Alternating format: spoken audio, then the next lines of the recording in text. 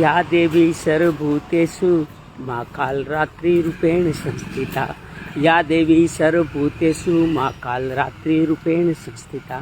नमस्तस्यै नमस्तस्यै नमस्तस्यै नमो नमः। ओम ऐं ह्रीं क्लीं चामुंडाय विचे। आज नवरात्रों के शारदीय नवरात्रों का आज सप्तम दिवस है, सप्तम दिवस। और आज है माँ कालरात्रि का दिवस। माँ कालरात्रि जिनको भयंकरी नाम से भी पुकारा जाता है, चंडिका, चामुंडा और अनेक कई नामों से पुकारा जाते हैं। आज मैं सब देवी भागवत का पंचम स्कंद पढ़ रहा था, तो जब चंड, मुंड, शुंभ, निशुंभ, रक्त, बीज इन सब का संहार करने की बात आई, तो माँ के स्वरूप में से ही काली अवतरित हुई। इनको काली माँ भी कहते हैं, कालिका भी कहते हैं।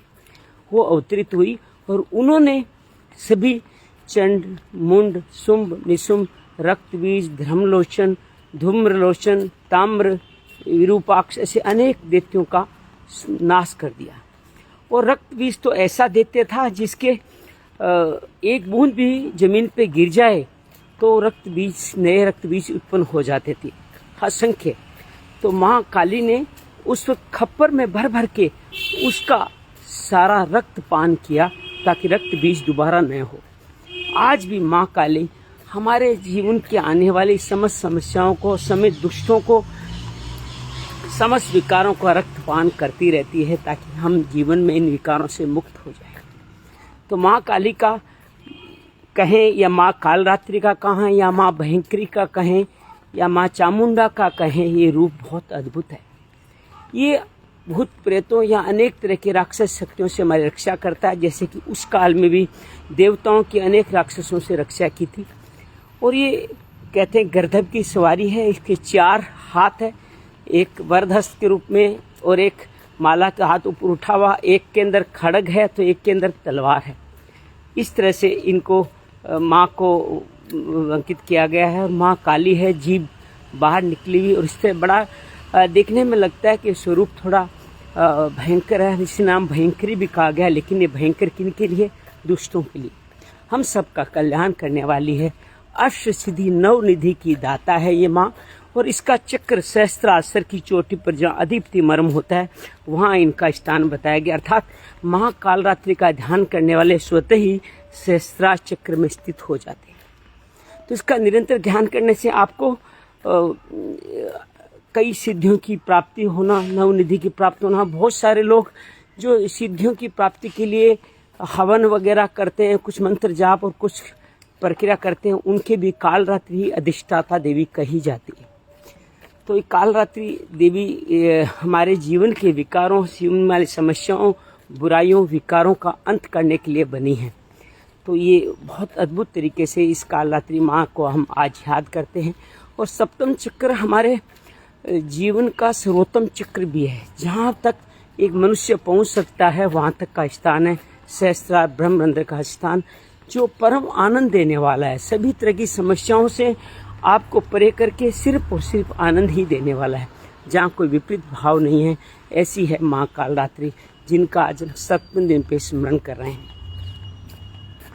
कल हमने श्रीमद् देवी भागवत का तीसरा दिवस का कार्य पूरा किया, जिसके अंदर हमने तीसरे स्कंद का कुछ बचा हुआ हिस्सा और चौथे स्कंद का अधिकांश भाग पूरा किया। आपको मेरे इसी ग्रुप में, इसी फेसबुक पेज पे मैंने आपको तीसरे दिन का वीडियो पूरा भेजा है। हो सके तो उसको सुनिएगा, देखिएगा, उसके अंदर अपने सुझाव दीजिएगा। कोई बात मन में आए तो ज़रूर बताइएगा। कल तीसरे दिन की शुरुआत हम लोगों ने की बीज मंत्रों के द्वारा। कामराज मंत्र, वातराग मंत्र, 2 मंत्रों के बारे में बात की। सबसे पहले ए शब्द सुदर्शन से ये शब्द हमारे को मिला, सत्यव्रत से शब्द मिला। सत्यव्रत जिसका जन्म उनके पिता ने बड़ी तप से किया था, लेकिन तप के दौरान ये विधि विधान में कुछ कमी हुई और सुदर्शन मूर्ख पैदा हुए। एक से सभी लोग उनका मजाक उड़ाते हैं, लेकिन उनमें एक गुण था। कहते हैं कि एक गुण भी आपको जीवन में आगे बढ़ा सकता है। एक गुण था, वो सत्य बरताते, हमेशा सत्य बोलते थे। घर वालों से परेशान होकर माता पिता भी उनसे जो उम्मीदें लगाई थी वो उम्मीदें पूरी नहीं हो रही थी, माता पिता भी उनसे दुखी रहते थे। तो सबको दुखी नहीं करना चाहते, तो वो जंगल वन में चले गए और वन में जाकर के वहीं पे अपना चिंतन करने लगे कि मेरा जीवन क्या है, मैं बेवकूफ़, मैं आगे नहीं बढ़ सकता, मूर्ख हूँ वगैरह, इस तरह की बातें करते थे, लेकिन सत्य व्रत का पालन करते थे। तभी एक शिकारी के शिकार से तीर से घायल एक सुअर उनके आश्रम में कुटी में आया और उनके मुंह से निकला ए, बिना बिंदु का अनुस्वार ए है भगवान महाभगवती का बीज मंत्र है ए, और ए के वाचन से उनकी सारी अबुद्धि कहो, मूर्खता कहो, अज्ञान कहो, सब दूर हो गया और वो परम ज्ञानी हो गए। वहीं पे पीछे से शिकारी है, उन्होंने कहा कि ये आपने क्या देखा है शुक्र को, लेकिन वो सत्य बोलते तो शुक्र मारा जाता, असत्य बोलते तो भाषण कट जाता। तो चूंकि उनकी बुद्धि जागृत हो चुकी, दो शब्द काम लिए जो बड़े अद्भुत है, हमारे जीवन में भी काम आने वाला है। पहला, जो आंखें देखती है वो बोलती नहीं है, और मुंह जो बोलता है वो देखती नहीं है। ये शब्द कहने पे वो निषाद चला गया, उनको झूठ भी नहीं बोलना पड़ा। उस दिन से उनकी बुद्धि, सद्बुद्धि माँ की कृपा से जागृत हुई और ए शब्द का, बिना बिंदु के ए का, हालांकि मूल मंत्र में ए है ए, लेकिन बिना अनुस्वार का ए करके उन्होंने जीवन को आगे बढ़ाया।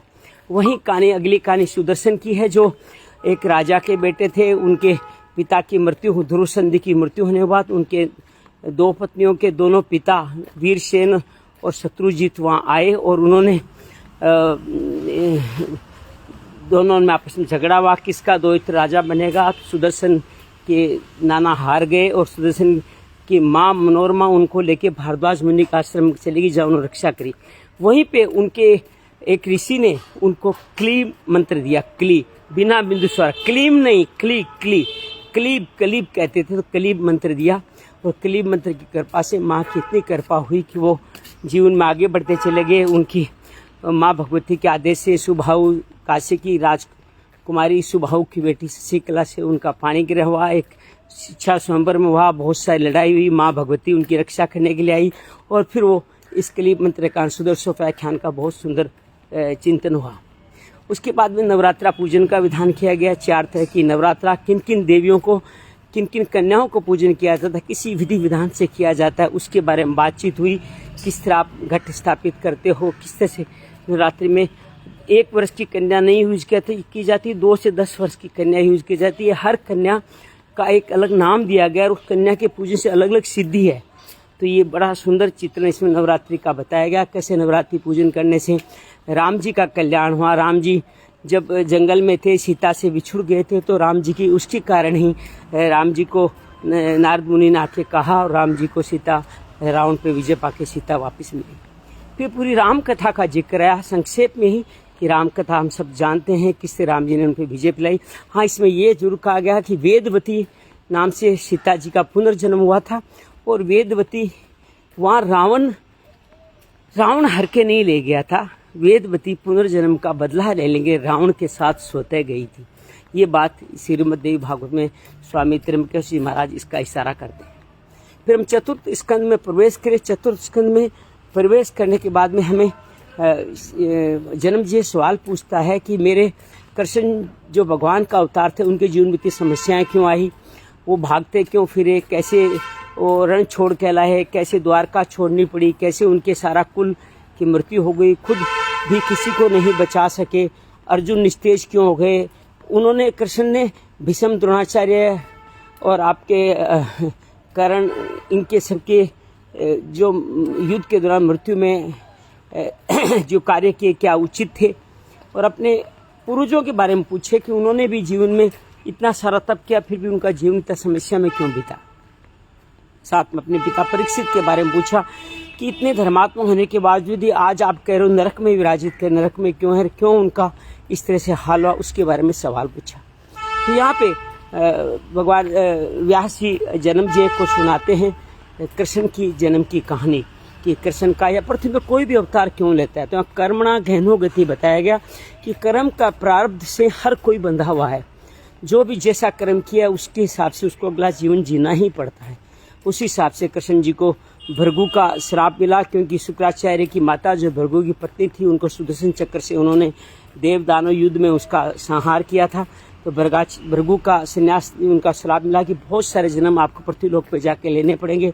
उधर कश्यप और दिति अदिति को भी आपस को एक श्राप मिला था। कश्यप को वरुण की गाय चुराने के कारण उनको ये श्राप मिला कि आपको गौ पालन करना पड़ेगा, पृथ्वी पे जाना पड़ेगा। ब्रह्मा जी ने इसको अप्रूव किया। दिति अदिति दोनों जो उनकी पत्नियां थी, दोनों के बीच में झगड़ा हुआ और अदिति के पुत्र इंद्र ने दिति के गर्भ में जाकर के उसके पुत्र के 60 टुकड़े और 7 के फिर 7 टुकड़े मरुद 49 जो कहलाए उनका हरण किया। तो इस कारण से दिति ने उनको श्राप दिया कि तुम्हारे 7 पुत्र इसी तरह से मारे जाएंगे। तो ये सब दिति अदिति देव की रोहिणी बनी और कश्यप जी वासुदेव बने। तो इस तरह से ये पूरा दृष्टांत आता है कृष्ण का, कैसे जन्म होता है, कैसे सारी होता है। और यहाँ पे बहुत सुंदर तरीके से आज भी हम इस बारे में चर्चा करने वाले हैं, किस तरह से जीवन आगे बढ़ता है। ये सारी घटनाएं हमने कल के अपने श्रीमद् देवी भागवत के इस चरित्र में आगे बढ़ के करने का प्रयास किया। कल हमने यज्ञ की भी चर्चा की। 3 तरह के यज्ञ की बात हुई कि किस तरह से यज्ञ किया जाता है। तो विधि विधान से सात्विक यज्ञ, जिसमें ब्राह्मण पंडित हो, ऐसा सात्विक यज्ञ जिसको जन कल्याण के लिए यज्ञ किया जाए, किसी चीज की प्राप्ति इच्छा से नहीं किया जाए, वो सात्विक यज्ञ कहा गया। राजसिक यज्ञ जो पद प्रतिष्ठा नाम प्रतिष्ठा के लिए किया जाए, मेरा नाम हो, बहुत सारे ये कर रहा है, वो कर रहा है, खर्च हो रहा है, एक्सपेंडिचर हो रहा है, बड़े पंडित, बड़ा हिसाब किताब। और तामसिक जो लोगों के विरुद्ध में, अर्थात किसी के दुष्कल्याण के लिए, किसी का बुरा करने के लिए किया जाए, वो तामसिक यज्ञ है। और साथ में मानसिक यज्ञ का भी चर्चा की। मानसिक यज्ञ बहुत महत्वपूर्ण है, जिसको भगवान गीता में भी यज्ञ की प्रक्रिया मानसिक यज्ञ बताते हैं। प्राण का पान में आह्वान करते हुए आप किस तरह से मानसिक यज्ञ माँ का करें, और कैसे विष्णु जी ने मानसिक यज्ञ करके माँ अम्बा को प्रसन्न करके ये सारा कार्य संपन्न किया था। तो मानसिक यज्ञ बहुत महत्वपूर्ण है। मन के अंदर आ जाके श्वास प्रश्वास में ओम ह्रीम क्लीम चामुंडाई विचे, यही मंत्र बार बार चलता रहे आपका। और इसके अंदर पूरे जो भी मन के विचार है, जो उनको आप छोड़ते जाएं और शुभ विचारों को ग्रहण करते जाएं। धीरे धीरे आपका मन सहज हो जाता है, प्राणापान में सहज होकर धारणा ध्यान समाधि में जाता है। तो ये मानसिक यज्ञ बहुत अद्भुत है। इसके बारे में भी कल हमने चर्चा की। और भी कई बातों के बारे में चर्चा हुई। आप चाहें तो हमारा वीडियो देख करके इसके बारे में आगे बढ़ा सकते हैं। और आज हम बाकी और बातों पर चर्चा करेंगे। भगवान कृष्ण के, विष्णु के अनेक अवतारों के बाद में कृष्ण लीला को भी और आगे बढ़ाएंगे। और उसके बाद में 5वें स्कंद में जाएंगे तो महिषासुर मर्दनी, महिषासुर की, जैसे माँ ने जिन देवताओं का वध किया उन सब का वर्णन इस 5वें स्कंद में है। जैसे महिषासुर की बात करें, शुंभ निशुंभ की बात करें, चंड मंड की बात करें, धूम्रलोचन रक्त बीज की बात करें, इन सब का संहार माँ इसी में करते। इसी में माँ कालरात्रि चंडिका का। देखिए आज हम लोग कालरात्रि के बारे में, आज दिन है और आज ही हम लोग अपने 5वें स्कंद में प्रवेश करेंगे, जिसके अंदर ये सारा कार्य होने वाला है। माँ चंडिका का आज अवतार हमारी श्रीमद् देवी भागवत में आज होने वाला है। तो ये सारी चीज़ें आज हम लोग करने वाले हैं और बहुत सुंदर तरीके से ये कार्य आगे बढ़ने वाला है। और अंत में जाकर के हम इस पूरी विधि विधान को, माँ के पूजन की विधि विधान को भी समझने वाले हैं और किस तरह से एक एक करके कैसे पूजन किया जाए उसके बारे में भी हम समझने वाले हैं। तो ये होगा 5वां स्कंद। तो चतुर्थ और 5वें स्कंद पे आज हम बात करेंगे। उम्मीद है आपको अच्छा लगे तो एक बार वीडियो देखिएगा, लोगों को शेयर कीजिएगा। अभी मंत्री जी हमारे साथ है, आपका वृंदन है, स्वागत है। बस यहीं पे आज विदा लेते हैं। आज सहस्त्रार है, 7वां दिवस है।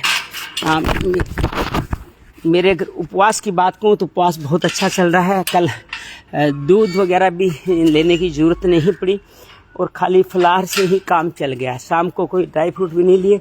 धीरे धीरे मन इतना भरा हुआ है कि आप समझो कि अभी भी मैं 3:30 बजे का उठाऊँ, अभी भी किसी तरह का कोई पेट में कुछ डाल लूँ ऐसा कोई भाव ही नहीं है। तो ये उपवास अपने भगवान कृपा से होता जा रहा। आज पूरी साधना में भी पूरा यही मंत्र गूंजता रहा मन ही मन। ओम ह्रीम क्लीम चामुंडाय विचे, ओम ह्रीम क्लीम चामुंडाय विचे। ये मंत्र बहुत सुंदर तरीके से हमारे जीवन का हिस्सा बना और हम इसके साथ मिलकर बहुत सुंदर कार्य कर पाए। तो आज साधना बहुत अद्भुत हुई। 3:30 बजे से लेकर के अभी पार्थ को छोड़ने तक साधना ही चल रही थी। अब मैं थोड़ा पूजन 18वां अध्याय, आज हमारा गीता का नंबर 18वां अध्याय पढ़ूंगा और उसके बाद 8 बजे आपसे लाइव मिलूंगा श्रीमद् देवी भागवत के 4th और 5वें स्कंद के बारे में। तो उनके साथ लाइव मिलने का कार्य हम लोग आज करने वाले हैं। आप सब भी मेरे साथ शामिल होगा ओम हीम क्लीम चामुंडाई विचे। बहुत सारा अभिनंदन, बहुत सारा आभार। यहीं पे आपसे